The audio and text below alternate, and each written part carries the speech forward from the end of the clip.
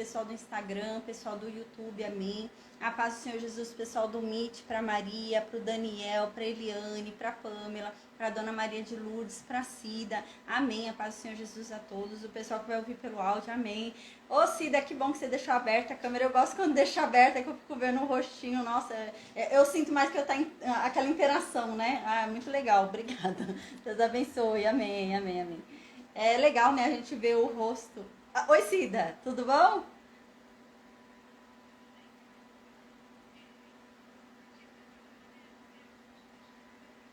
Obrigada. Amém. Obrigada, Cida. Deus te abençoe. Amém. Eu tinha comentado já com ela, né, na última aula que eu gosto, porque ela abriu a câmera no final para conversar comigo. Eu falei, nossa, eu gosto quando abre a câmera, porque é diferente você ver o rostinho assim, né, da pessoa e tal. Às vezes você tá falando alguma coisa, você vê a expressão da pessoa. E é legal você ver o semblante da pessoa mudando, né, conforme você vai falando de Deus, tá? Às vezes a pessoa se surpreende e tal. Igual eu lendo aqui, né? Eu faço várias caras aqui, né? E é legal ver isso também, né? Esse feedback é muito bom, amém. Obrigada, Cida, Deus te abençoe, amém. Ela falou que agora vai deixar liberado, como eu falei, ela vai deixar liberado, amém. Gente, a música que a gente ouviu hoje é Imperfeito, de Anderson Freire. Que música bonita, né? É a música que fala muito sobre ser cristão, né? Ser cristão é reconhecer que nós não somos perfeitos, né? A gente está em busca da perfeição, né? E em busca da perfeição, a gente permanecendo em obediência, a gente é aperfeiçoado. A Bíblia diz isso, né? Quanto mais obediente nós somos, mais aperfeiçoados nós ficamos, né? Deus vai nos aperfeiçoando até que cheguemos à perfeição nele. Então é pela obediência que a gente é aperfeiçoado. É pela obediência a Deus que a gente chega à perfeição. Porque enquanto a gente obedece ele, ele vai nos aperfeiçoando. Uau! E a Bíblia diz isso. A Bíblia diz que Jesus foi aperfeiçoado na obediência. Caramba! Jesus, ele, pela obediência dele, ele se tornou perfeito. Caramba, que lindo. E assim somos nós.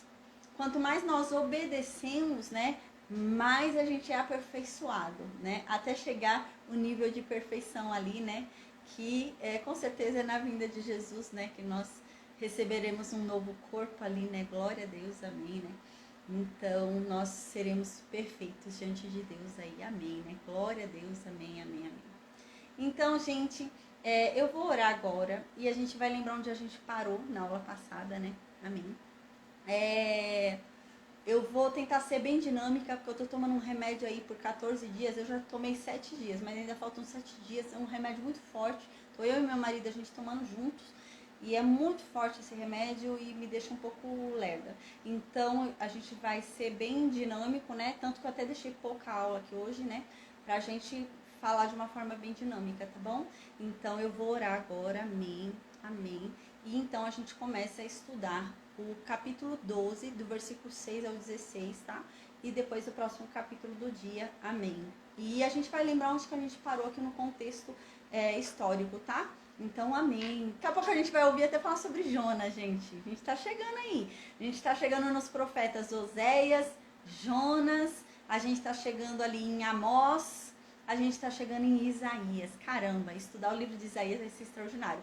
Eu vou chorar muito. Eu amo o livro de Isaías, gente. O quanto que fala de Cristo aquele livro, uau. E eu espero que vocês também se emocionem muito. Eu me emociono muito quando eu estudo e falo sobre Isaías. Então, amém. Que assim também seja com vocês, amém. Gente, eu vou orar agora então e a gente vai começar então o estudo do dia, tá? Amém. Meu Deus, obrigada, Pai. Obrigada por mais um dia. Obrigada pelo teu amor, pela tua graça, pela tua misericórdia, Pai. Amém. Meu Deus, perdoa, Pai. Perdoa os nossos pecados, perdoa as nossas fraquezas, porque nós somos falhos, Pai. Nós pecamos, ainda que involuntariamente, Pai, ainda que em pensamento, um desejo que não deveríamos ter tido, uma vontade que não deveríamos ter sentido, e nós pecamos. A Tua palavra diz isso. O pensar já é pecado, Pai. Então nos perdoa, Pai. Nos perdoa pela nossa fraqueza, nos limpa da nossa imundície, Pai, nos lava e nos torna limpos, Pai, porque nós precisamos de Ti, nós precisamos das Tuas águas que purificam, Pai, porque só Tu, Pai, pode nos santificar, só Tu, Pai, pode nos purificar. Então vem, Deus, em nome de Jesus, e nos santifica, nos purifica, nos lava, nos limpa, Pai. Meu Deus, nos esvazia de nós mesmos e nos encha da Tua santa presença, Pai. Que venhamos a diminuir para que o Senhor cresça, Senhor. Amém. Meu Deus, nós entregamos a Ti tudo que nós temos, tudo que nós somos está em Suas mãos, Pai. Nós entregamos a Ti o nosso tempo, o nosso falar, o nosso andar, o nosso caminhar, tudo, Pai. Que o Senhor use as nossas vidas de forma poderosa para o Teu reino, Senhor. Exalta o Teu nome através de nós, Pai. Amém. Que venhamos a ser o testemunho vivo do Teu poder, que venhamos a ser a Bíblia viva que as pessoas lerão, que venhamos a dar um testemunho verdadeiro e fiel acerca do Teu nome e acerca do Teu reino, para que as pessoas venham a Te conhecer através de nós, Pai. Amém. Meu Deus, nos ajuda nessa caminhada que é difícil evangelizar aqui sobre Ti, sobre o Seu reino, falar acerca do Teu nome. Nesse mundo cruel que estamos hoje, Pai, é muito difícil, Pai, evangelizar.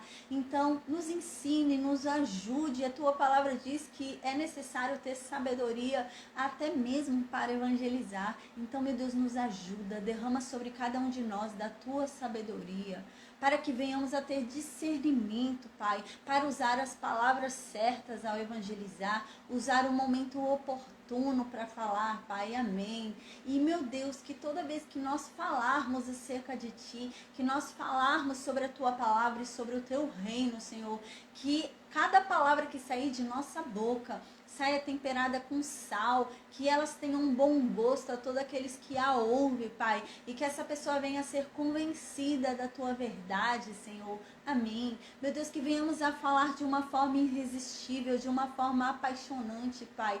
Amém. Que aquele que ouvir o nosso falar ao Teu respeito não resista e se entregue a Ti, se apaixone verdadeiramente, mergulhe, Pai, no Teu Santo Espírito, mergulhe na Tua palavra e venha buscar cada vez mais de Ti, Pai, venha Te conhecer cada vez mais. Amém. Meu Deus, em o nome de Jesus, Pai, abençoa a nossa casa, abençoa a nossa família, Senhor. A Tua palavra diz que um justo santifica a Tua casa. Meu Deus, nós somos feitos justiça através de Cristo. A Tua palavra diz isso, que Jesus nos tornou justo, Pai. Então, meu Deus, conforme a Tua palavra, Pai, porque nós somos de Cristo, nós temos parte contigo. E o Senhor, meu Deus, cumpre a aliança que o Senhor faz. Então, meu Deus, em nome de Jesus, abençoa, Pai, a nossa casa, a nossa família, Pai. Santifica o nosso lar, conforme a Tua palavra diz, Pai. Nós somos justos e nós santificamos a nossa casa, Senhor. Amém. A Tua palavra diz que enquanto Ló andava com Abraão, ele era abençoado por apenas andar com Abraão. Ele recebia de tabela a bênção que estava sobre Abraão. Amém. Meu Deus, a Tua palavra diz que em Cristo nós somos herdeiros das mesmas promessas um dia feitas a Abraão. Então, meu Deus, em nome de Jesus, que essas bênçãos, que essas promessas que estão sobre nós, que elas recaiam também sobre aqueles que andarem conosco, sobre aqueles que caminharem conosco, Pai, aqueles que estão em nossa casa, aqueles que estão ao nosso redor, assim como foi com Ló, Pai.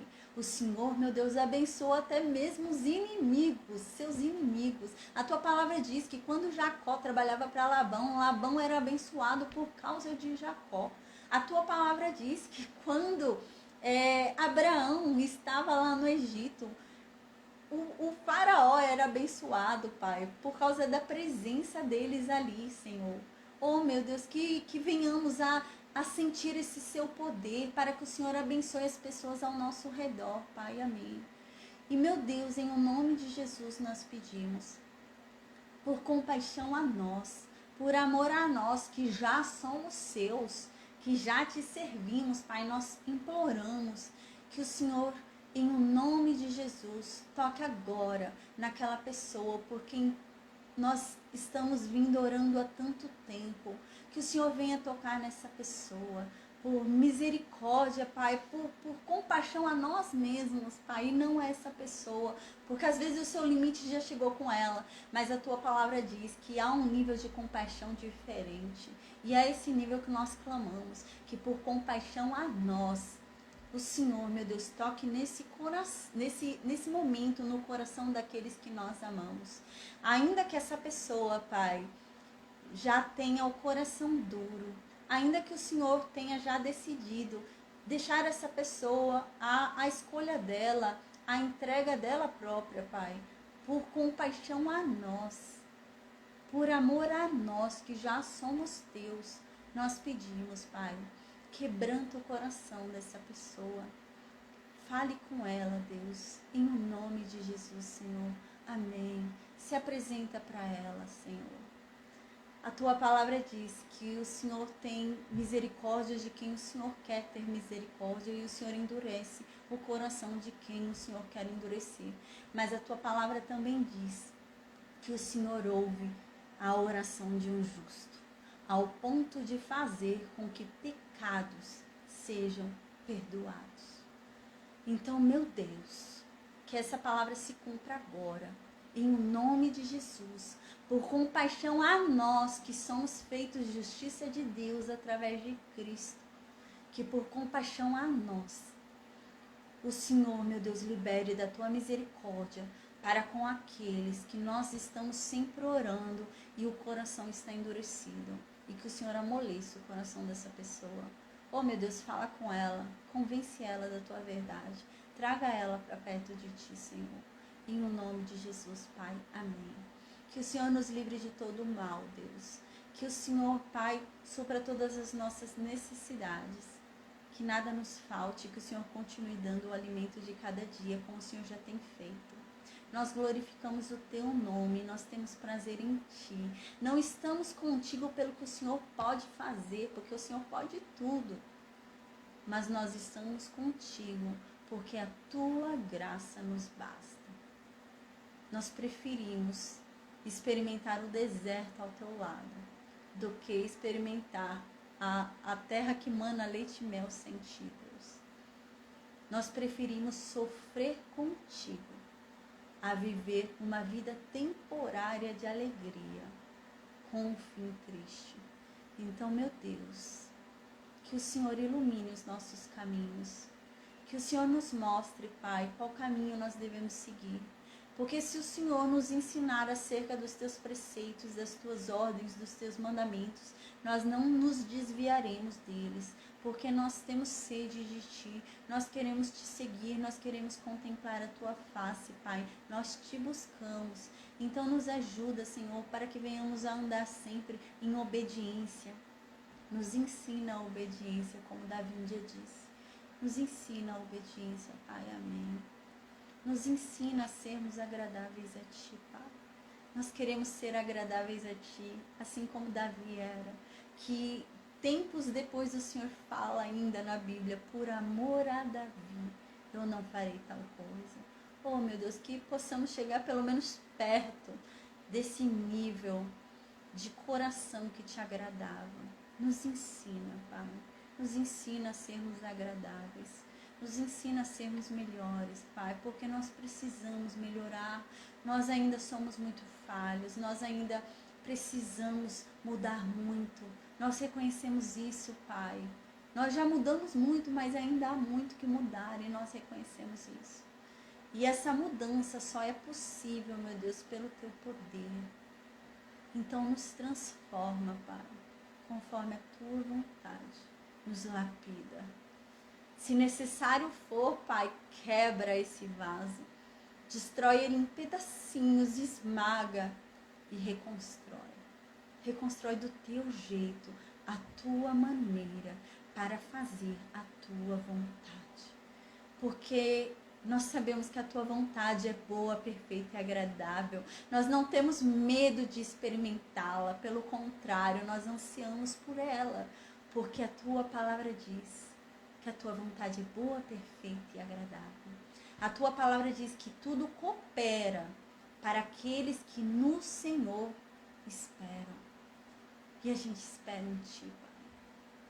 Todos os nossos anseios, todos os nossos desejos, todas as nossas preocupações, frustrações, nós entregamos a Ti, Pai. Porque em Ti nós encontramos um consolo e uma paz que não encontramos em lugar algum.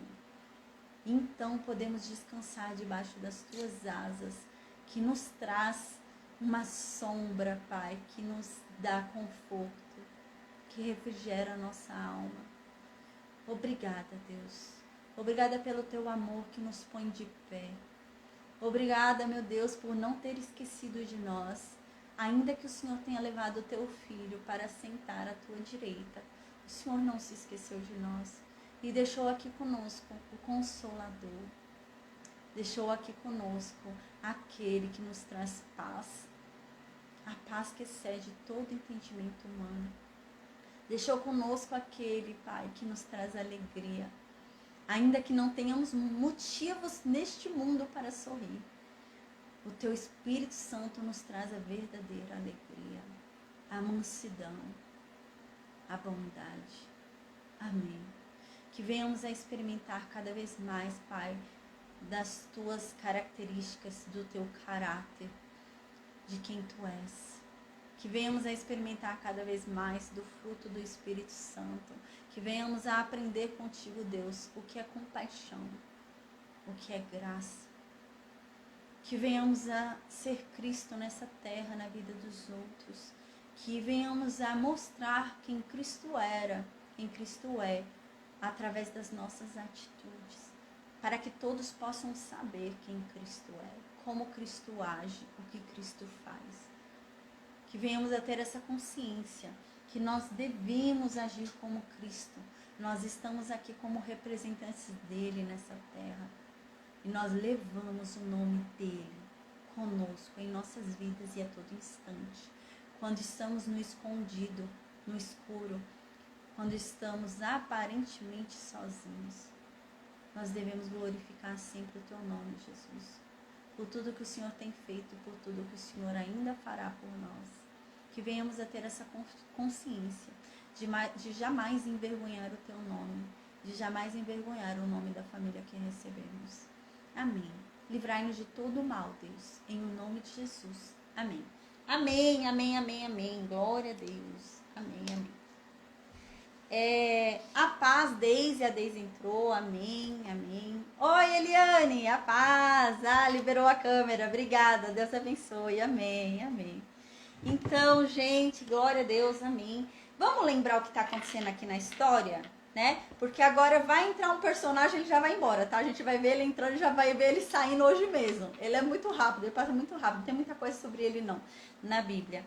Então, vamos lembrar?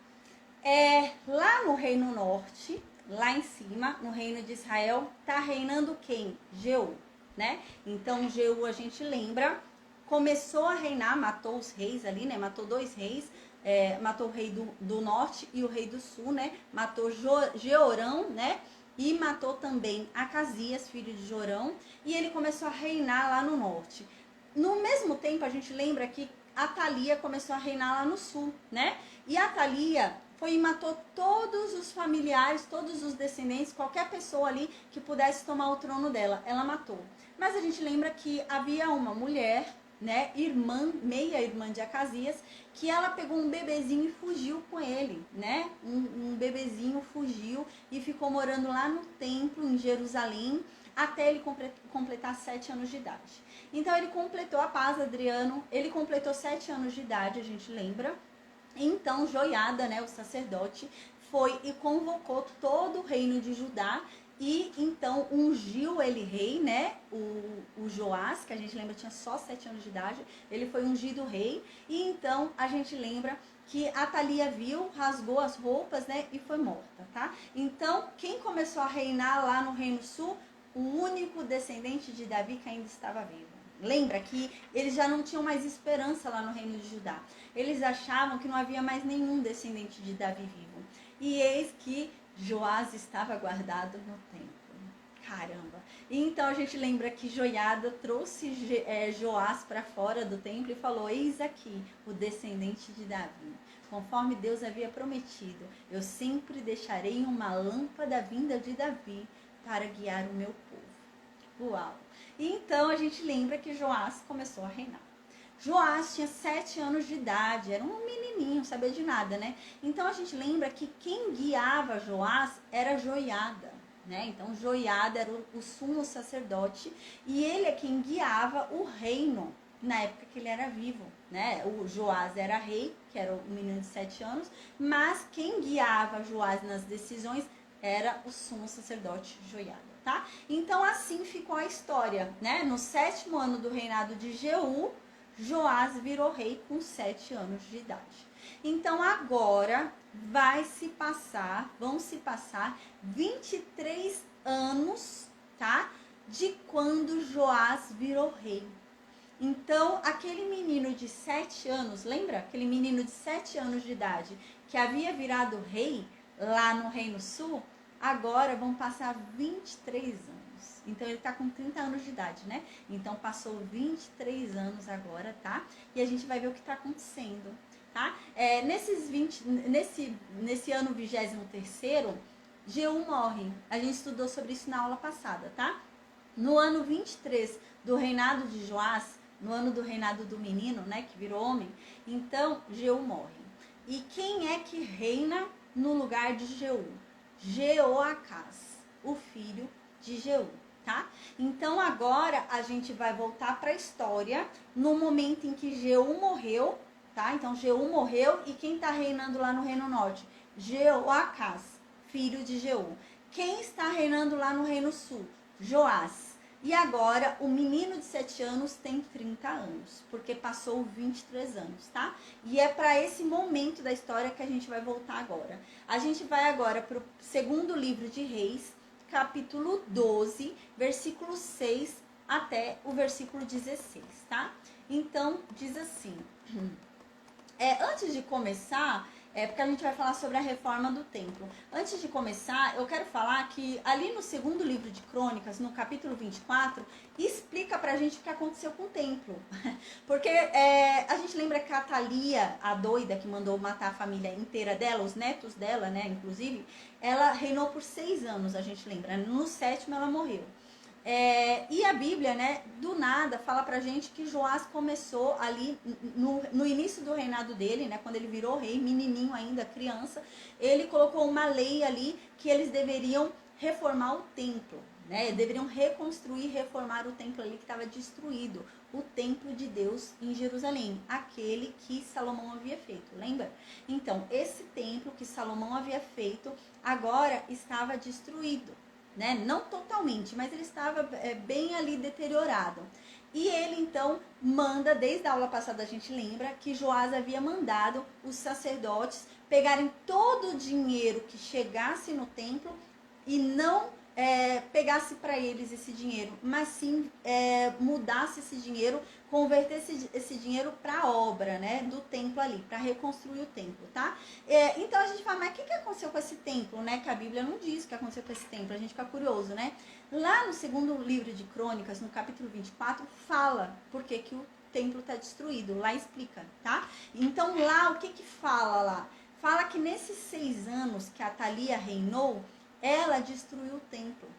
Ela e os seguidores de Baal entraram lá no templo de Deus e começaram a destruir o templo de Deus, começaram a arrancar objetos, arrancar peças de ouro, coisas de ouro, de prata que tinham ali, até na parede. A gente lembra que até as paredes eram revestidas de ouro, tudo, né? Eles começaram a arrancar, o povo de Baal. E eles começaram a arrancar tudo isso, tá? E no 2º livro de Crônicas, capítulo 24, diz isso, que o templo estava destruído, né? Por causa de Atalia e dos seguidores de Baal, tá? Então foi isso que aconteceu, por isso que o templo estava nesse estado que Joás fica insistindo para arrumarem. Então agora a gente vai para o versículo 6.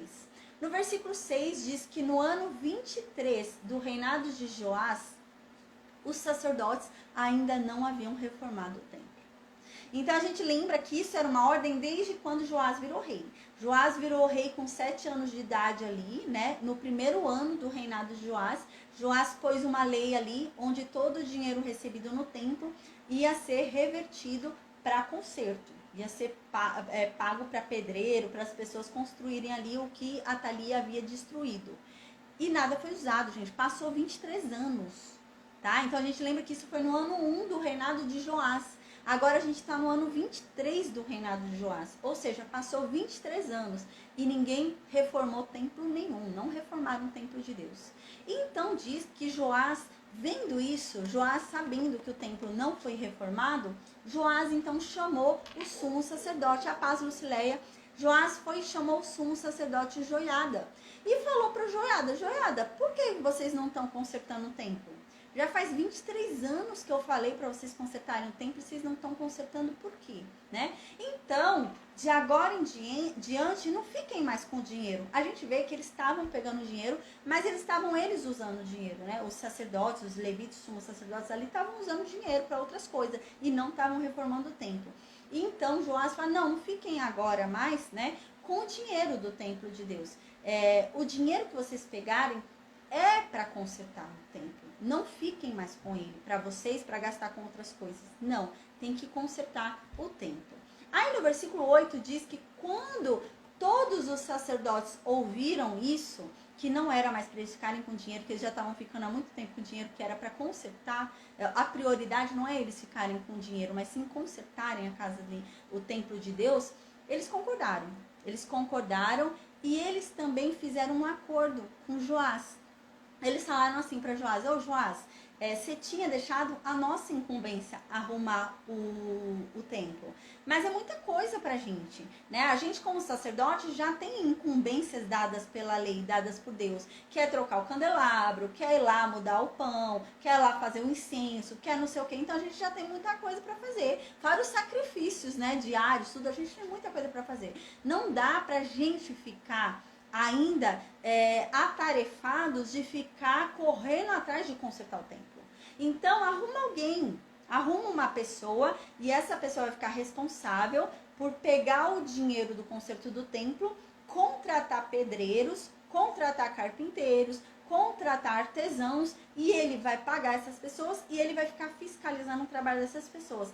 Porque para nós sacerdotes não dá, tá muito penoso. E então, Joás concordou.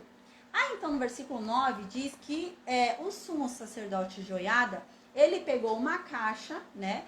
E ele fez uma abertura na tampa da caixa e ele colocou essa caixa perto do altar. Então quando as pessoas vinham e entravam e davam dinheiro para o sacerdote, né?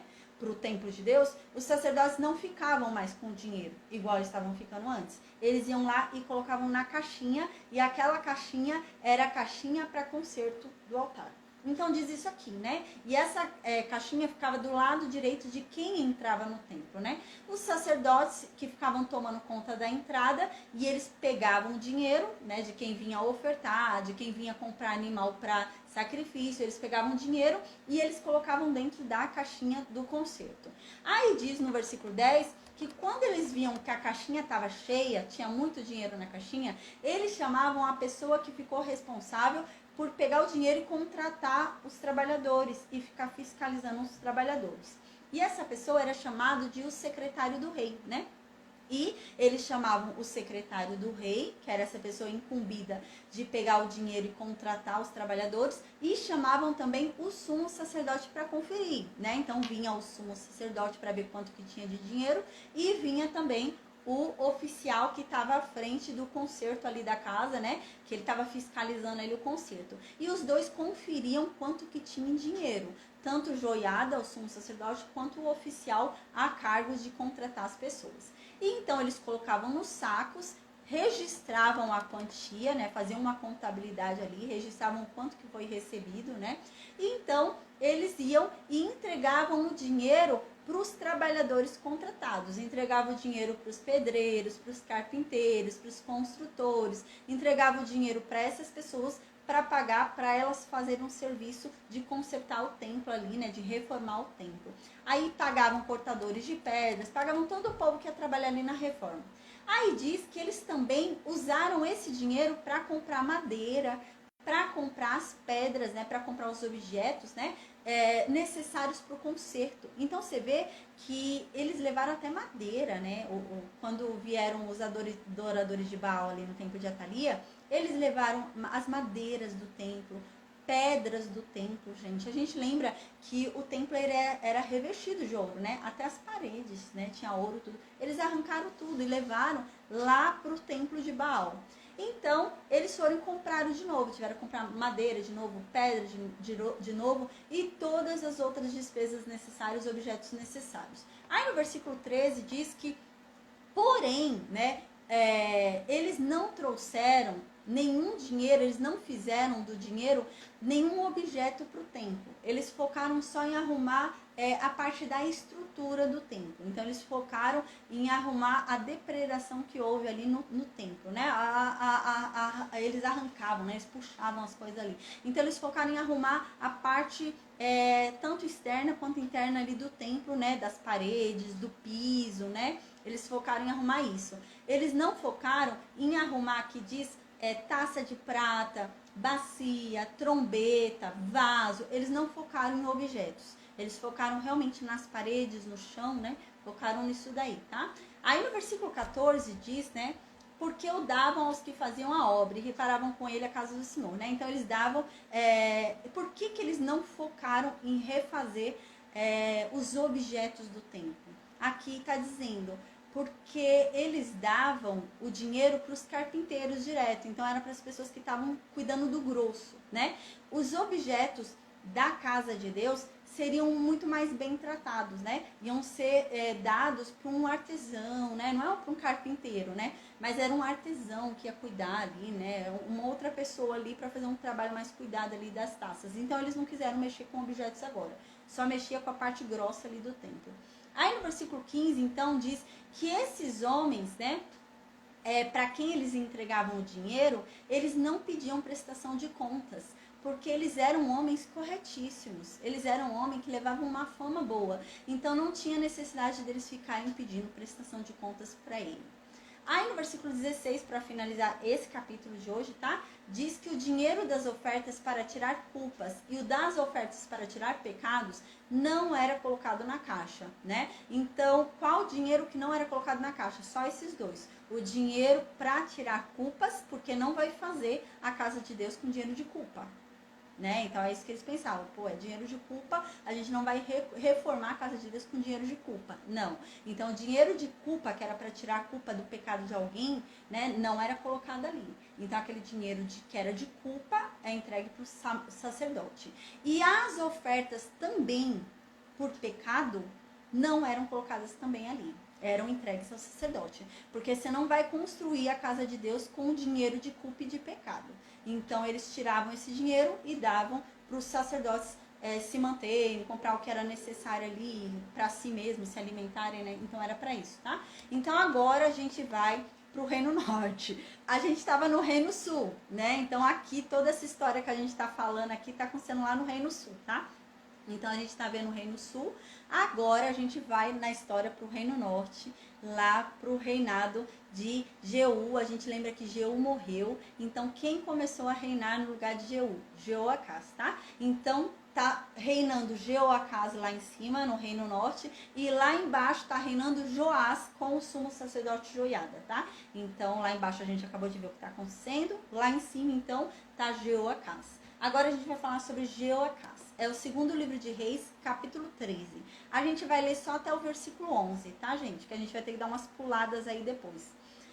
Porque vai ter a morte de Eliseu aí no meio tempo aqui, tá? Então a gente vai dar vai ter que ir pra lá e pra cá durante um tempo aqui na história.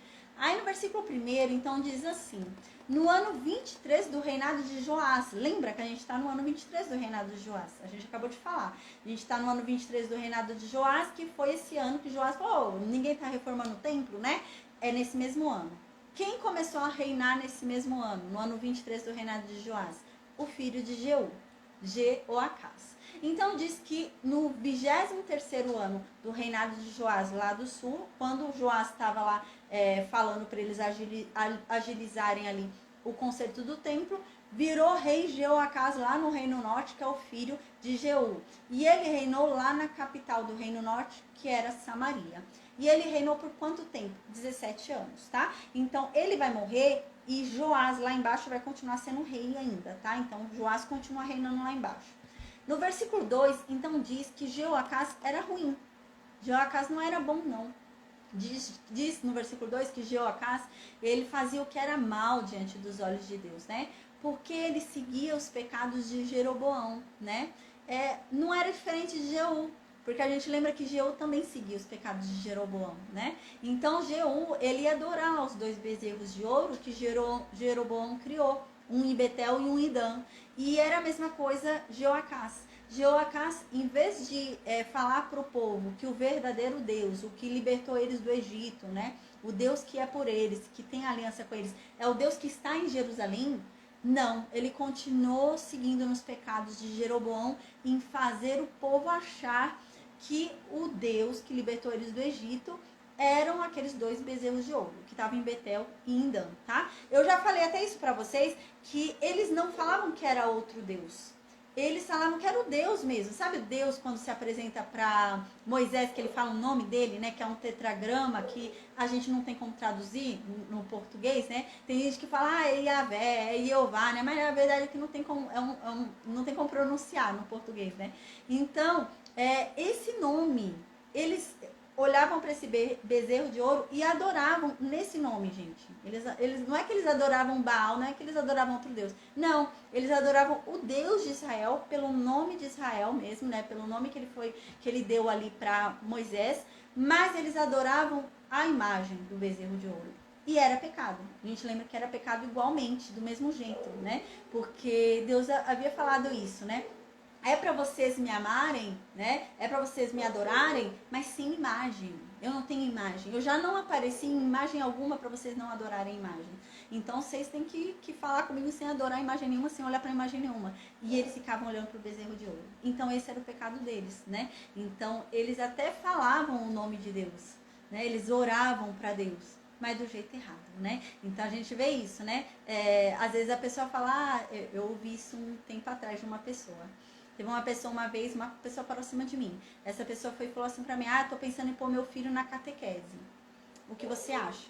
Eu falei, tem tantas escolas evangélicas, tem escola bíblica evangélica. Até eu mesmo aqui, eu fico dando estudo, qualquer coisa, eu vejo para eu começar a voltar para uma linguagem mais infantil, né? Eu vejo, eu ajudo ele, né? Eu ensino ele, não tem problema. E a pessoa falou, não, eu tive pensando, é melhor ele aprender isso do que não aprender nada. A pessoa falou isso pra mim. Eu falei, não, é melhor ele não aprender nada. É melhor ele não aprender nada do que aprender errado. É melhor não ensinar nada do que ensinar errado. É melhor não aprender nada. Eu falei, porque quando você aprende errado, depois para você ensinar o certo é muito mais difícil, né? É muito mais fácil você ensinar alguém que não tem vícios do que ensinar alguém que já está vindo de um vício de religião horrível, né? Então é errado, né? Não existe essa coisa, mas eu tô falando com o mesmo Deus, o nome é o mesmo. Não, mas se a adoração é feita errada, tá errado. É isso que a Bíblia diz, né? Porque às vezes as pessoas falam, mas eu tô orando pelo mesmo Deus que você, né? Mas você tá adorando errado? É o meio errado? Você tá fazendo do jeito errado? Não, então não tá chegando até Deus. Né? Porque existe um jeito certo, né? Não é qualquer jeito. Não é porque eu falo o nome de Deus que tá certo. Né? Eu vou acender uma vela preta aqui, queimar a galinha, fazer um monte de coisa e vou orar pro Deus de Abraão, né? Não, tem um jeito certo, né? Vou cortar um bode aqui, derramar o sangue, né? Cortar meu braço, derramar sangue e falar o nome de Deus, né? Não, existe um jeito certo de você adorar, né? Não é só saber quem ele é, não é só falar o nome dele, mas é um jeito certo. E é isso, esse povo errava.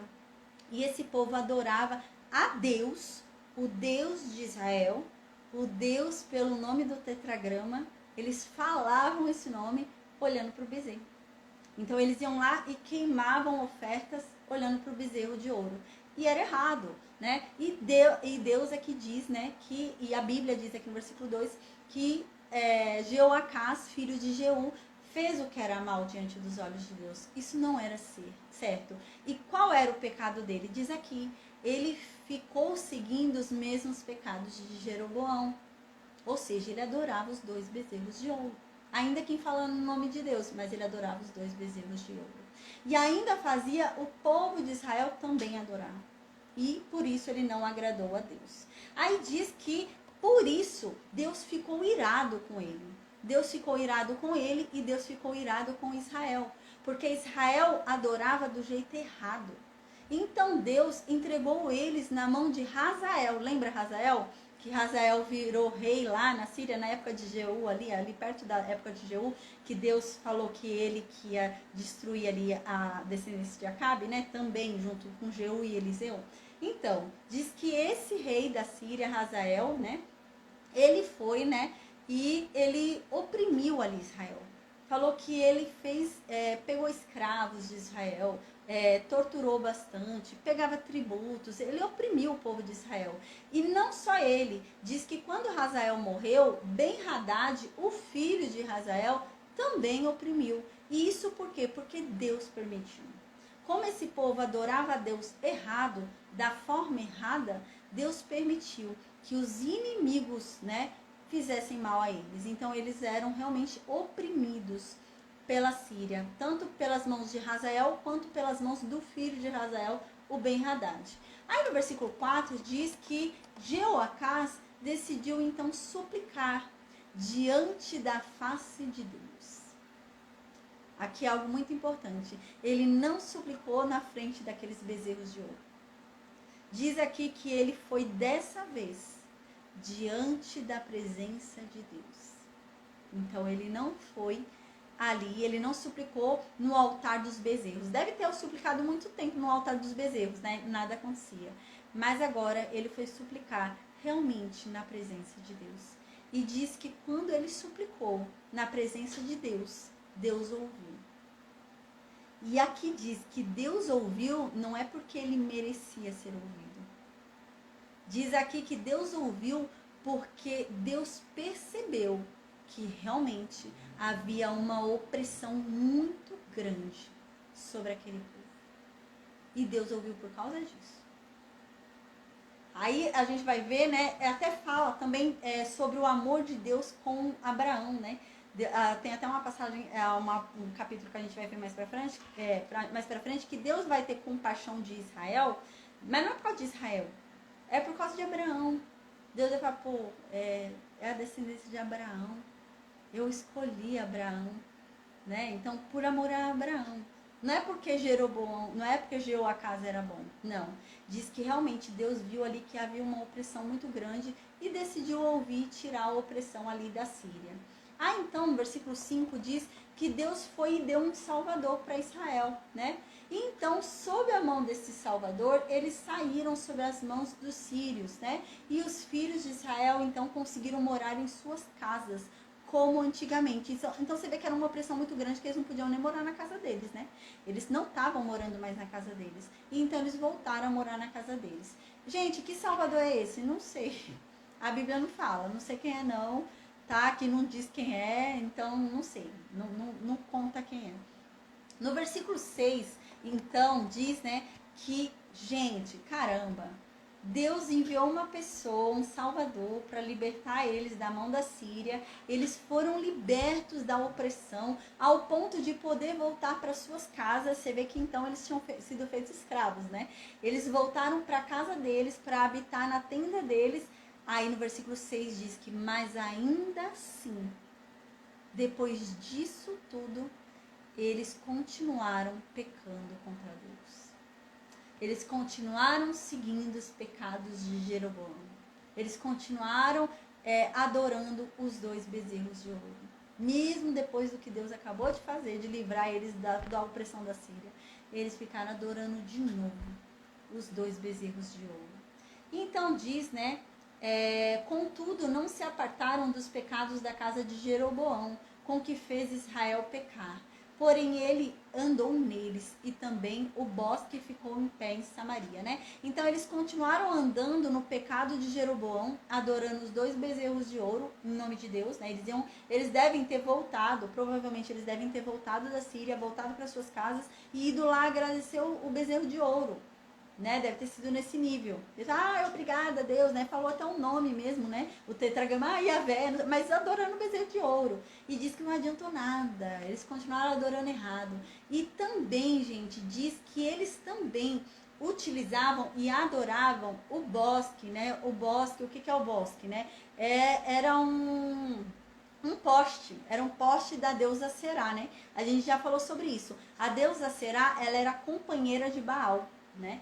Então eles continuaram adorando, apesar de ter tirado Baal ali, né? Apesar de ter destruído Baal, eles continuaram adorando a companheira de Baal, né? Parece que só Baal era o problema, né? A Será não era problema. Então eles deixaram ali, continuaram adorando ali, e ela estava de pé ali, esse poste ídolo, né, da deusa Será, estava de pé na capital, era em Samaria. Então as pessoas iam adorar o bezerro de ouro lá em Dan, o bezerro de ouro lá em Betel, e lá na capital se adorava a deusa Será, a companheira de Baal.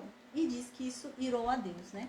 Aí no versículo 7 diz que Jeoacás, ele tinha um exército muito grande. Gente, a gente lembra, né? O reino norte são 10 tribos. O reino sul são 2 tribos. É só Benjamim e Judá lá no sul. No reino norte são 10 tribos. Era muito guerreiro, a gente lembra, né? Muito guerreiro, muito cavaleiro. Mas diz que Deus começou a diminuir o exército deles. A gente lembra no tempo de Jeú, Deus começou a diminuir até a terra, né? Eles perderam todo o lado leste ali, né? Do Rio Jordão.